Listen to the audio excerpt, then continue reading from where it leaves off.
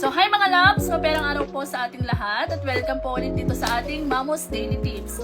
Ngayong araw na to mga loves ay tuturuan ko kayo ng maka-attract ng wealth at money. So ano ba ang kakailanganin natin dito sa spell na ito? Kailangan lang natin dito ng bigas at ng wallet. So mga loves, kailangan lang natin ng 7 piraso ng bigas para maka-attract tayo ng wealth at money.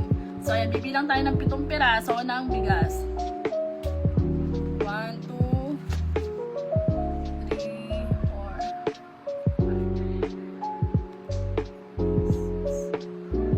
5. So ayan mga loves, meron na tayo ditong 7 piraso ng bigas at ngayon ay ilalagay na natin ito sa loob ng ating mga wallet. So pwede din ito mga loves, kung meron kayong cash box ay pwede ninyo itong ilagay sa may mga negosyo dyan mga loves. Maganda tong pang-attract ng kaperahan at wealth sa ating mga buhay mga loves. Ayan, at ilalagay na natin ito sa loob ng ating wallet.